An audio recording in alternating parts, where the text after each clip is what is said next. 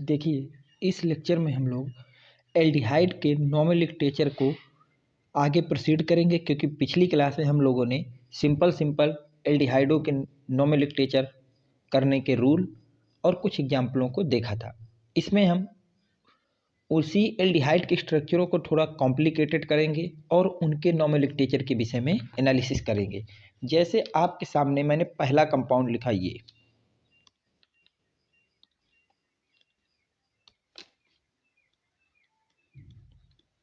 CH3 C CHO CH3 और CH3। अब मैंने आपसे कहा कि इसका आप लोग हमको IUPAC नेम लिख करके दिखा दीजिए। इसका क्या लिख करके दिखा दीजिए? IUPAC name. इसके बाद मैंने आपको कल ये बताया था कि हमेशा एल्डिहाइड में नंबरिंग वहाँ से करें जहाँ से CHO ग्रुप सबसे पहले लगा हो। तो नंबर वन इसको दे दिया, और जो है नंबर 1 उसको दे दिया, और नंबर 2 इसको दे दिया। अब देखिए हमारे पास 3 रास्ते आ गए। हम ऊपर जा सकते हैं तो भी 3 कार्बन की चेन मिल रही है, नीचे जा रहे हैं तो भी 3 कार्बन की चेन मिल रही है, और आगे जा रहे हैं तो भी 3 कार्बन की चेन मिल रही है।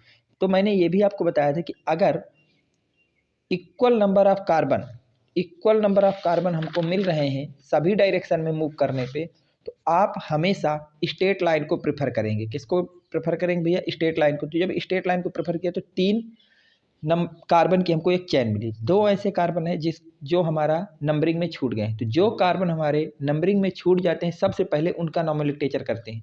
तो ये कहाँ पे छूटे हैं? 2,2 पे छूटे हैं। 2 लोग छूटे हैं तो क्या डाई लगेगा।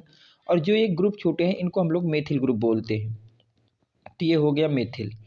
अब देखिए पेरेंट चेन का नाम लिखेंगे। 3 कार्बन है तो प्रो, सभी कार्बन के बीच में सिंगल बॉन्ड है तो एन, और फंक्शनल ग्रुप का अल। तो इसका नाम हो जाएगा 2,2 डाई मेथिल प्रोपेनल। देख लीजिए, लिख लीजिए भैया इसको। लिख लिया? ओके। अब मान लीजिए मैंने आपके लिए अगला एग्जांपल लिख रहा हूं कि मैंने आपको ये लिख के दे दिया, CH3 single bond C, triple bond C, single bond CHO। अब मैंने कहा इसका IUPAC नेम लिख करके मुझे दिखा दीजिए। तो आप सबसे पहले नंबरिंग करेंगे। अब यहाँ तो स्ट्रेट चेन है तो सीधी सी बात है, नंबरिंग ऐसे हो जाएगी। अब 4 नंबर की चैन मिल रही तो 4 कार्बन को हम लोग ब्यूट बोलते हैं। अब हमारे पास देखिए एक ट्रिपल बॉन्ड है। ट्रिपल बॉन्ड कहाँ? 2 नंबर पे है तो यहाँ 2 लिखेंगे, और जिस नंबर पे ट्रिपल बॉन्ड है तो वहाँ आइन लग जाएंगे। ई नहीं लगेगा क्योंकि एल्डिहाइड का अल आता है, और एक नंबर पे अल है तो इसको अल। एक नंबर को कभी भी शो नहीं करते। पहली बात याद रखना, कोई भी ग्रुप या कोई भी चीज़ अगर 1 नंबर पे लगी तो उसको डायरेक्ट उसको शो नहीं करना, उसको डायरेक्ट आपको लिख देना है। यहाँ तक देख लीजिए, अगर कोई दिक्कत हो। ओके, मान लीजिए मैंने आपको एग्जांपल लिखा कि इसका नोमेनक्लेचर करिए। CH3 single bond CH, double bond CH, single bond CH, double bond CH, और सिंगल बॉन्ड CHO। अब मैंने आपको ये कंपाउंड दिया और कहा इसका आप लोग नोमेनक्लेचर करिए। तो आप सबसे पहले नंबरिंग करेंगे 1, 2, 3, 4, 5, 6। 6 नंबर की चैन है। कोई भी रिमेनिंग एटम आपका नंबरिंग से छूट नहीं रहा है तो आपकी 6 नंबर को डायरेक्ट किससे रिप्रेजेंट कर देंगे भैया? हेक्स से रिप्रेजेंट कर देंगे। ये हेक्स हो गया। अब क्या करेंगे? नेचर ऑफ बॉन्ड लिखते हैं। तो देखिए डबल बॉन्ड हमारा 2 नंबर और 4 नंबर पे है। तो अगर 2,4 पे है तो यहाँ पे लग जाएगा 2,4 डाई, और इन है तो इन लग जाएगा, और अंत में अल लग जाएगा। अगर आपने इतना ही नाम लिख के छोड़ दिया तो ये आपका रॉन्ग हो जाएगा। क्या हो जाएगा भैया? रॉन्ग हो जाएगा। क्योंकि मैंने आपको जब IUPAC के बेसिक रूल सिखा रहा था तो ये बात भी बताई थी कि जब भी डबल या ट्रिपल बॉन्ड मोर देन 1 हो, एक से ज़्यादा आते हैं, तो पेरेंट चेन के कार्बन के नेम के लास्ट में ए लगा देते हैं। तो यहाँ पे आपको ए लगाना पड़ेगा क्योंकि इसमें डबल बॉन्ड एक से ज़्यादा आ गए हैं, 2 बार आ गए हैं।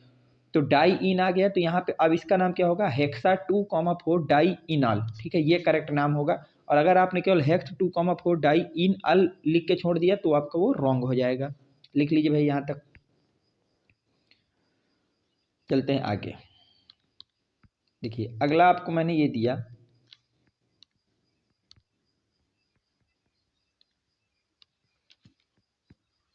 CH3 single bond C, triple bond C, single bond C, triple bond C, और CHO।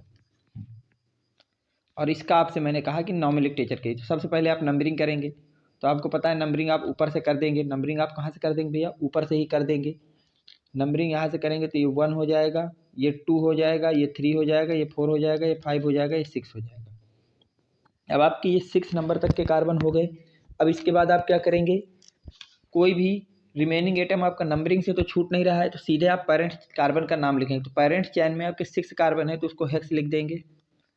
अब नेचर ऑफ बॉन्ड लिखेंगे तो नेचर ऑफ बॉन्ड में 111 2 4 पे है तो यहाँ पे हेक्सा आ जाएगा 2 4 डाई, और डबल बॉन्ड को किससे रिप्रेजेंट करते हैं, आइन से, तो आइन हो गया और फंक्शनल ग्रुप का अल हो गया। तो इस कंपाउंड का पूरा नाम हो जाएगा हेक्सा 2 4 डाई आइन अल, डाई आइन अल हो जाएगा। ठीक, इस बात को अच्छी तरह से याद रखना कि अगर आपके पास डबल बॉन्ड या ट्रिपल बॉन्ड मोर देन 1 आते हैं तो जो पेरेंट्स चैन के कार्बन का नेम होता है उसके लास्ट में ए लगाएंगे तभी आपका करेक्ट होगा। ये आपका 100% करेक्ट है। अगर आपने इस चीज़ को ऐसे लिख के छोड़ दिया हेक्स 2 4 डाई आइन अल, ये पूरी तरह से रॉन्ग है। इस बात को याद रखना, कई स्कूल के टीचर या कई बुकें इसको हेक्स 2 4 डाई इनाइल लिखते हैं जो कि पूरी तरह से रॉन्ग है। रूल ये कहता है कि अगर आपके किसी भी चैन में मोर देन 1 डबल या ट्रिपल बॉन्ड आते हैं तो पेरेंट चैन के कार्बन के नेम के लास्ट में ए लगाना अनिवार्य है। इस बात को अच्छी तरह से नोट डाल के लिख लेना अगर आपको पता ना हो, क्योंकि मैंने जब बेसिक रूल पढ़ाए थे सारे रूल आपको एक एक मैंने लिखाए थे। यहाँ तक हो गया भैया? ओके, आगे चलते हैं।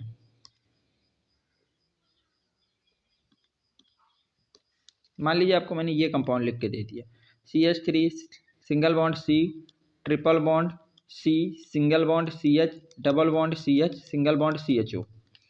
अब अगर आपको इसका आईयूपैक नेम लिखना है तो आप ध्यान से देखिए, इसमें सबसे पहले आपको नंबरिंग करना होगा। नंबरिंग वहाँ से होती है जहाँ से CHO पहले पड़ता है, तो 1 2 3 4 5 6। अब 6 कार्बन किया है तो आप डायरेक्ट हेक्स लिख देंगे। अब देखिए यहाँ पे हेक्सा लगाने की आप गलती नहीं कर सकते, यहाँ ए नहीं लगेगा। क्यों नहीं लगेगा? क्योंकि डबल बॉन्ड केवल एक ही है और ट्रिपल बॉन्ड केवल एक ही है। रूल ये कहता है कि डबल या ट्रिपल बॉन्ड अगर एक से ज़्यादा है तब हेक्सा लगेगा। यहाँ डबल भी एक है और ट्रिपल भी एक है तो हेक्सा का ए का यूज नहीं होगा। तो हेक्स लिखोगे, 2 पे इन लगेगा, 4 पे आइन लगेगा, इन यहाँ पे इन पूरा लिखा जाएगा क्योंकि इसके बाद ये वावेल नहीं आ रहा, ये आपका कॉन्सोनेंट है, वाई कॉन्सोनेंट है। ई तब हटता है लास्ट से जब आपका उसके नेक्स्ट नंबर के बाद जो, जैसे यहाँ पे आपने ई लिखा, इन और यहाँ पे अल, मैं आपको पूरा बता देता हूँ। तो अगर आपके कोई भी वावेल आ जा रहा है, किसी भी नंबर के नेचर ऑफ बॉन्ड को लिखने के बाद वावेल आ जा रहा है तो लास्ट का ई हट जाता है, पहले वाला ई हट जाएगा। जैसे यहाँ ए वावेल है तो ये वाला ई आपका रिमूव हो जाएगा। यहाँ ई के पहले ये क्या कॉन्स्टेंट तो नहीं, इसका पूरा नाम होगा हेक्स 2 इन 4 आइनल। ठीक, ई तभी हटता है जब उसके बाद वाला जो भी आपने वर्ड लिखा है उसके पास जब आपका वाबेल होता है, फर्स्ट लेटर वाबेल होता है तब हटता है। क्योंकि यहाँ फर्स्ट लेटर क्या मिला है, वाबेल मिला है, तो ये ई हट जाएगा भैया। लिख लीजिए यहाँ तक। ओके, मान लीजिए कल के दिन मैंने आपको ये कंपाउंड लिख के दे दिया कि इसका आईयूपैक नेम लिखिए भैया, CHO CH2 CH double bond CH CH double bond CH और CHO। अब इसका नाम लिखना है। तो देखिए अब आप यहाँ पे नंबरिंग में थोड़ा सा कन्फ्यूजन आएगा। नंबरिंग में कन्फ्यूजन क्या आएगा कि CHO यहाँ भी है तो एक कुछ लोग इसको ऐसे नंबर दे सकते हैं और कुछ लोग क्या करेंगे, इस वाले CHO को प्रेफर मारेंगे तो वो लोग यहाँ से नंबरिंग चल देंगे करते हुए 1 2 3 4 5 6 7। यहाँ पे याद रखना है जब आपका CHO दोनों तरफ से नंबर 1 पोजीशन पे मिल रहा हो तो आप CHO को प्रेफरेंस वाला रूल को छोड़ देंगे। फिर देखेंगे डबल बॉन्ड नज़दीक किधर से पड़ रहा है, तो जब हम इधर से येलो वाली काउंटिंग को देखते हैं तो डबल बॉन्ड आपका 2 नंबर के कार्बन पे मिलता है, और जब आप रेड वाली काउंटिंग को देखते हो तो डबल बॉन्ड 3 नंबर वाले कार्बन पे मिलता है। इसका मतलब येलो वाली काउंटिंग सही है क्योंकि डबल बॉन्ड यहाँ से तुरंत मिल रहा है या जल्दी मिल रहा है, और रेड वाली काउंटिंग गलत हो गई। तो इस बेसिस पे इसका नाम क्या हो जाएगा भैया, इस बेसिस पे इसका नाम होगा भैया, 7 कार्बन को हेप्ट लिखते हो, हेप्ट, और डबल बॉन्ड एक से ज़्यादा है तो ये हो जाएगा हेप्टा 2, 4 डाई इन अल। ये इसका पूरा नाम होगा हेप्टा 2, 4 डाई इन अल। नोट कर लीजिए भैया इसको भी।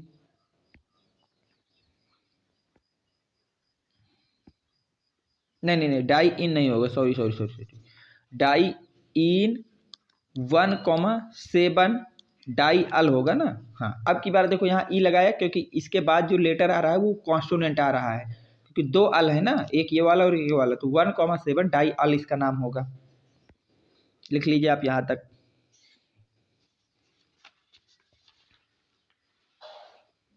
लिख गया? ओके।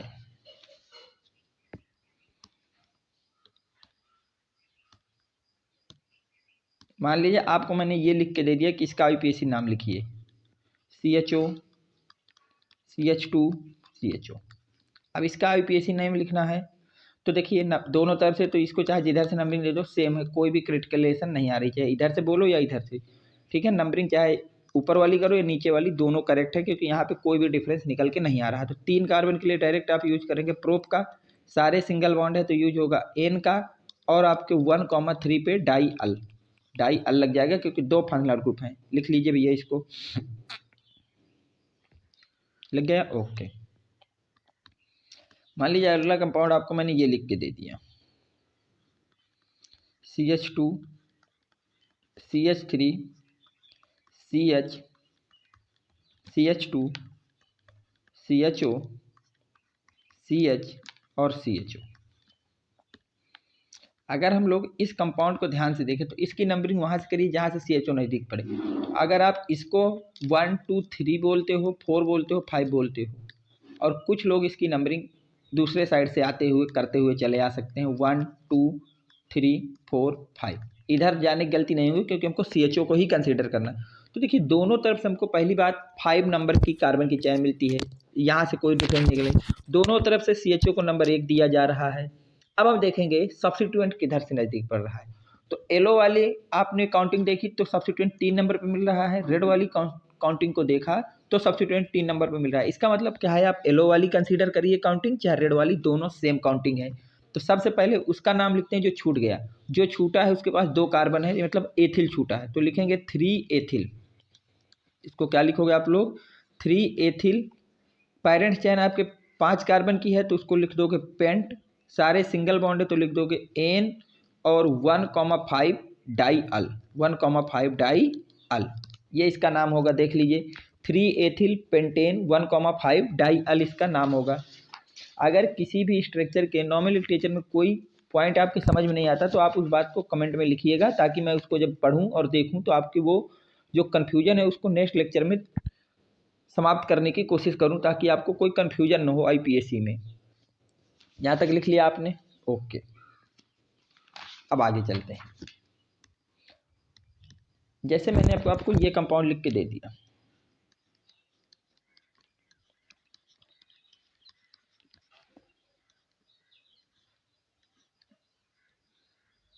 ये लिख दिया। अब इसका आपको आईपीएससी नेम लिखना है। इसका क्या लिखना है आपको भैया, आईपीएससी नेम लिखना है। इस कंपाउंड का आपको आईपीएससी नेम मैंने लिखने को बोला कि इसका आप लोग आईपीएससी नेम लिख करके दिखा दीजिए। इसका क्या लिख करके दिखा दीजिए भैया, आईपीएससी नेम। तो देखिए जब भी आपका साइक्लिक स्ट्रक्चर किसी में इंट्रोड्यूस हो, किसी भी फार्मूले में अगर साइक्लिक स्ट्रक्चर लिखा है तो आप पहले बात ये देखिए क्या साइक्लिक स्ट्रक्चर से डायरेक्ट CHO जुड़ा है। अगर जुड़ा है तो उसके रूल अलग होते हैं, वो इस रूल से नहीं होगा। अगर नहीं जुड़ा तो कोई बात नहीं। देखिए CHO डायरेक्ट साइक्लिक रिंग से नहीं जुड़ा, साइक्लिक रिंग से डायरेक्ट CH जुड़ा है, CHO नहीं जुड़ा है। इसका मतलब यहाँ पे यही रूल लगेगा जो हमने लगाया है। रूल तब बदलता है जब CHO या कोई भी फंक्शनल ग्रुप डायरेक्ट रिंग से जुड़ जाते हैं। यहाँ रिंग से नहीं जुड़ा है तो नंबरिंग यहाँ CHO जुड़ा होता है तो 1 2 3। अब देखिए सब्स्टिट्यूएंट की कंडीशन होती है कि सबसे पहले आप साइक्लिक का नाम लिखिए। तो 2 नंबर पे एक साइक्लिक, जैसे 2 पे एक साइकिल है तो उसको लिख देंगे 2 साइक्लो, और जो साइकिल है वो 3 कार्बन की है तो 3 कार्बन को लिख दोगे प्रोपाइल। प्रोप कार्बन का नाम, जितने कार्बन है और अंत में अल लग जाता है प्रोपाइल, तो इसका नाम हो जाएगा 2 पे साइक्लोप्रोपाइल लगा है। अब पेरेंट चैन आपके पास 3 कार्बन की है तो उसको भी क्या लिखोगे, प्रोप लिखोगे, सारे सिंगल बॉन्ड है तो एन लिखोगे, और 1 नंबर पे अल है तो लिख दोगे प्रोपेनल। तो इसका नाम हो जाएगा 2 साइक्लोप्रोपाइल प्रोपेनल। देख लीजिए इसको सही से, अगर कोई कन्फ्यूजन है तो आप पूछ सकते हैं। ओके। अब मैं आगे चलता हूँ नेक्स्ट लेक्चर की तरफ। देखिए नेक्स्ट आपका जो एग्जाम्पल है वो ये है CH3 CHO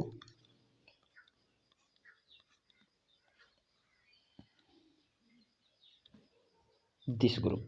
अब देखिए इसका आपको IUPAC नेम लिखना है, इसका आपको क्या लिखना है भैया, IUPAC नेम लिखना है इस कंपाउंड का। तो सबसे पहले नंबरिंग, मैंने बताया नंबरिंग उसको करना है जहाँ आपका CHO लगाओ, तो CHO यहाँ लगा है 1 2 3, इसमें कोई दिक्कत नहीं, डायरेक्ट लगा नहीं है, सेम रूल लगेगा।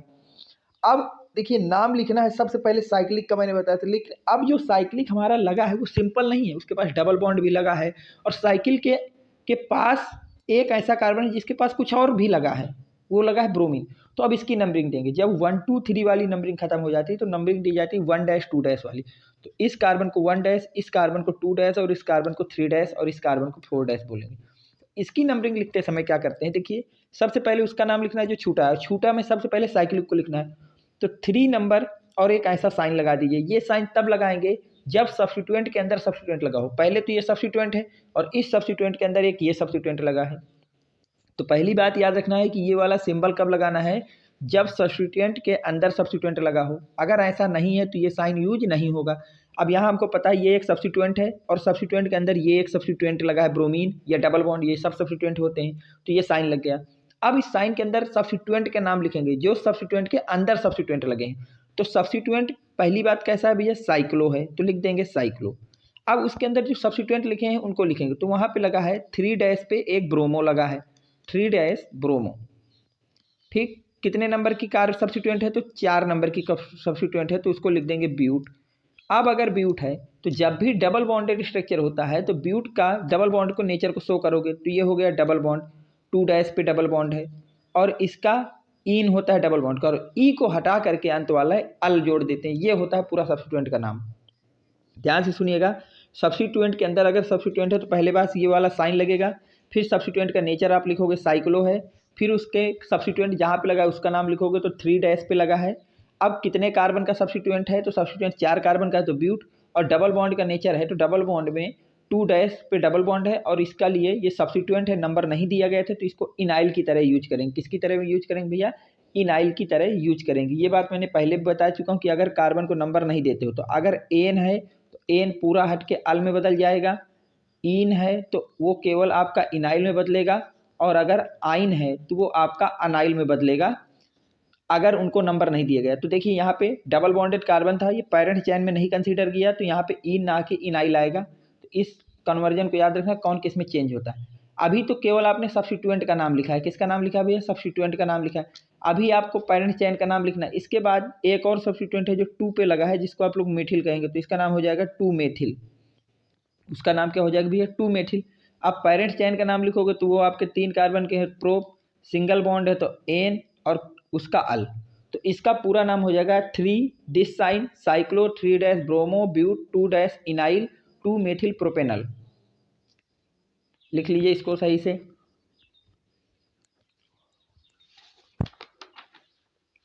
लिखे भैया, ओके। अब देखिए अगर मैं अगले स्ट्रक्चर की बात करूं,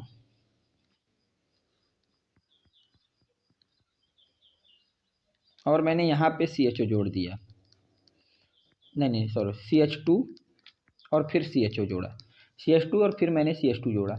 अब देखिए इसकी IUPAC नेम लिखने के लिए मैंने बताया हमेशा CHO वाले को नंबर 1 और इसको 2, और जब आप स्ट्रेट चैन में नंबरिंग कर रहे होंगे तो कभी भी साइकिल के अंदर नंबर करने नहीं जाएंगे, साइकिल के अंदर नंबरिंग करने नहीं जाएंगे।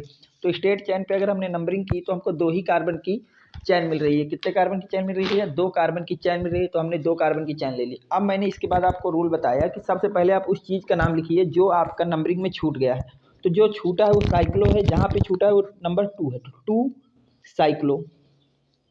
अब यहाँ वो वाला साइन क्यों नहीं लगा है, क्योंकि सब्स्टिट्यूएंट के अंदर कोई सब्स्टिट्यूएंट नहीं लगा है।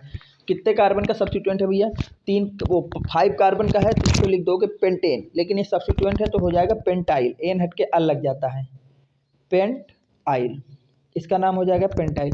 अब पेरेंट चेन की बात करें तो 2 कार्बन है तो ईथ, सिंगल है तो एन, और CHO है तो अल, इथेनल इसका नाम हो जाएगा। लिख लीजिए सही से, इसको भी लिख गया, ओके। अब मान लीजिए आपके सामने मैंने ये स्ट्रक्चर लिख के दे दिया,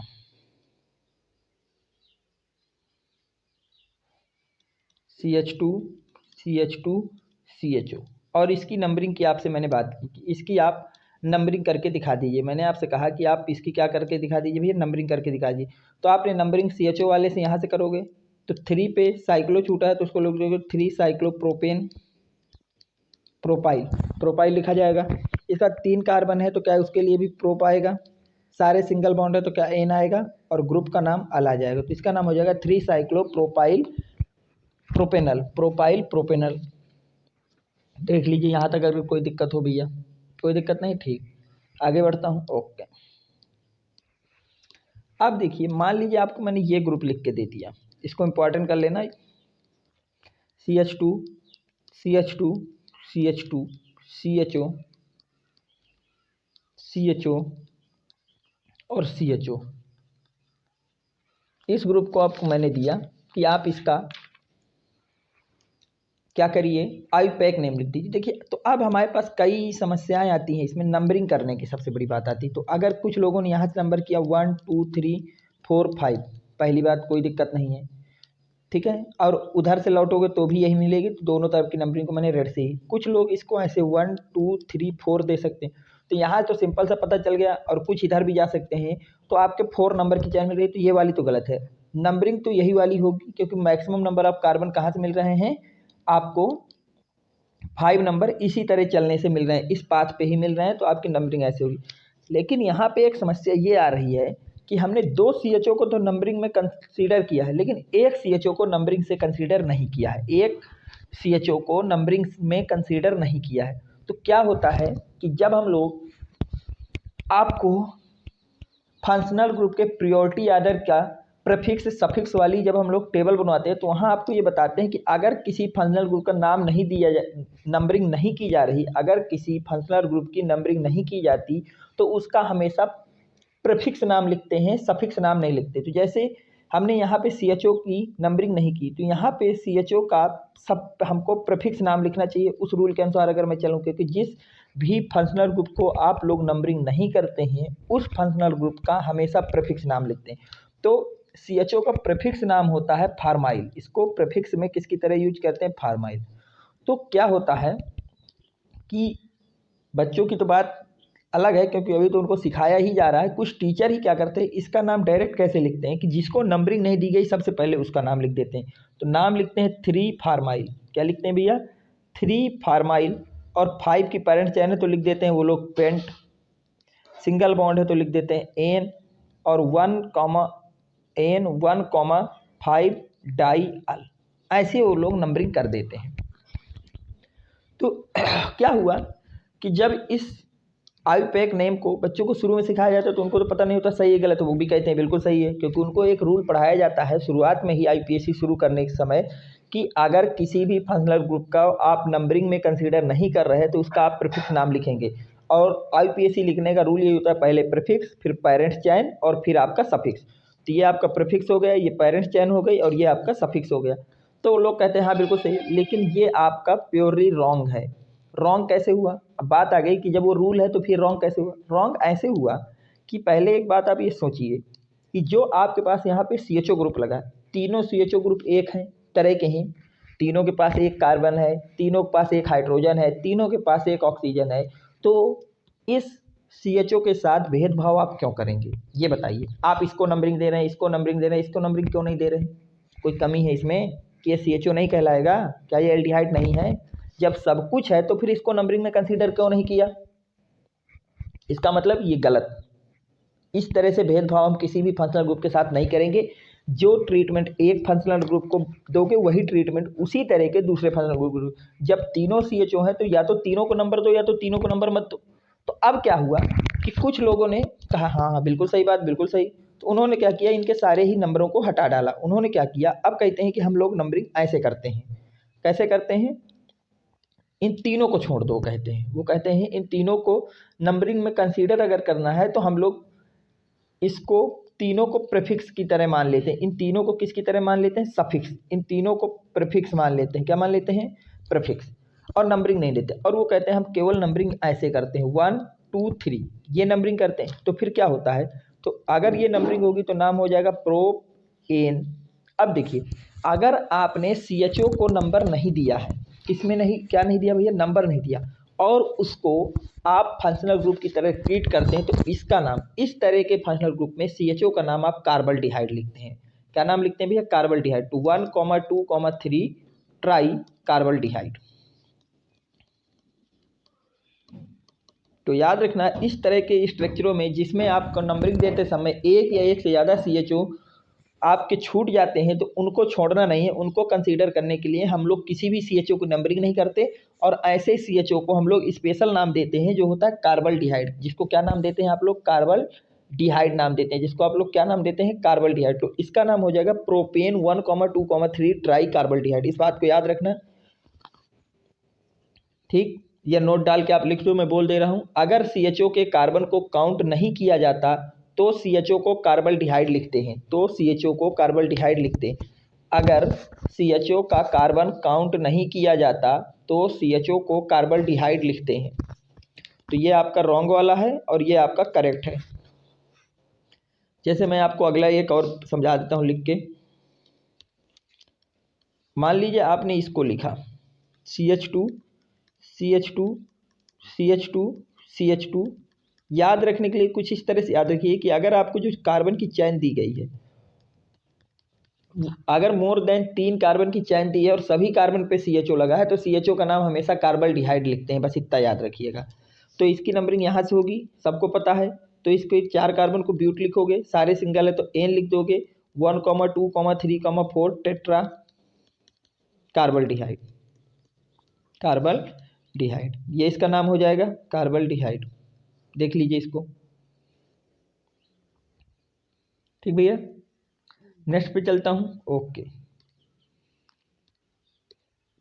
अब जैसे मैंने आपको ये स्ट्रक्चर बना के लिया, डैश स्ट्रक्चर पे कुछ बात कर लेते हैं और कहा इसका आईयूपैक नाम लिख के दिखा दीजिए। तो डैश स्ट्रक्चर में मैंने आपको पहले बता चुका हूँ कि जितनी जगह से चीज़ें मुड़ी होती है वो उसका आपका कार्बन होता है। तो देखिए इसको अगर मैं इसका ओरिजिनल स्ट्रक्चर बनाऊँ तो ये लिखा है CH3 C CH3 H single bond C double bond O और यहाँ एक H। तो ये जो सही से अगर आप इसको देखें तो क्या ये लिखा है CHO CH3।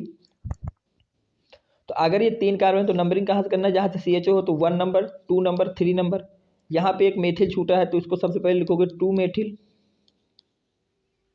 2 मेथिल। 3 कार्बन की चैन है तो प्रोप, सारे सिंगल है तो एन और आपका अल, तो इसका नाम 2 मेथिल प्रोपेनल हो जाएगा।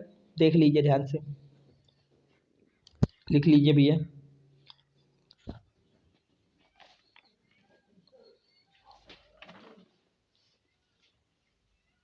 लिख गया? ओके, अब इसका नाम बताइए क्या होगा भैया?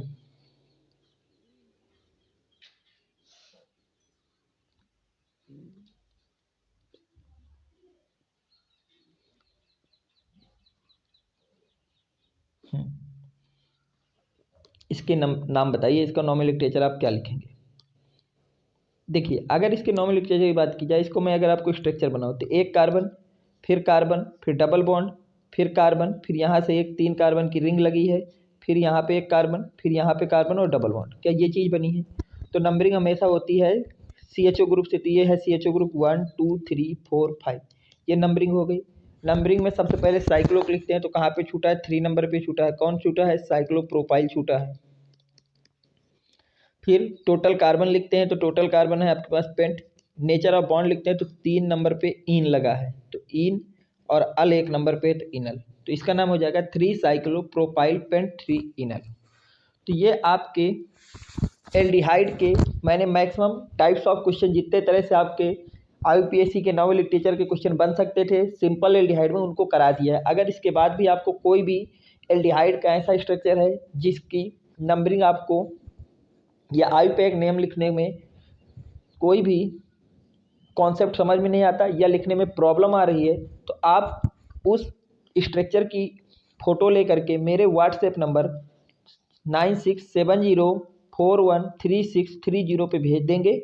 आपको इसका आंसर प्रोवाइड करा दिया जाएगा और समझा दिया जाएगा कि उसकी नंबरिंग कैसे की गई है या उसकी नाम को रखने के लिए कौन सा रूल कहाँ पे लगा है और क्या कैसा है। तो अगर आपको किसी भी एल्डिहाइड के, सिंपल एल्डिहाइड या किसी अन्य टॉपिक के, किसी भी न्यूमेरिकल पे, किसी भी थ्योरी पे कोई भी आपको डाउट आता है तो आप इस व्हाट्सएप नंबर पे अपने प्रॉब्लम को भेज सकते हैं और उसका सोल्यूशन पा सकते हैं। तो हमने आज सारे के सारे सिंपल एल्डिहाइडों का केस स्टडी कर लिया है। अब हम नेक्स्ट लेक्चर में देखेंगे कि एलिसाइक्लिक एल्डिहाइड जो होते हैं उनका आईयूपीएसी नाम कैसे लिखते हैं, एलिसाइक्लिक एल्डिहाइड होते क्या हैं, और फिर इसके बाद अगले लेक्चर में हम लोग एरोमेटिक की बात करेंगे और यहाँ से एल्डिहाइड का आईयूपैक का टॉपिक जो है वो क्लोज हो जाएगा। फिर आगे की बात की जाएगी, जो भी चीज़ें आपको मुझे पढ़ानी होंगी। इस वीडियो को ज़्यादा से ज़्यादा शेयर करिए। Thanks for watching. Next video coming soon.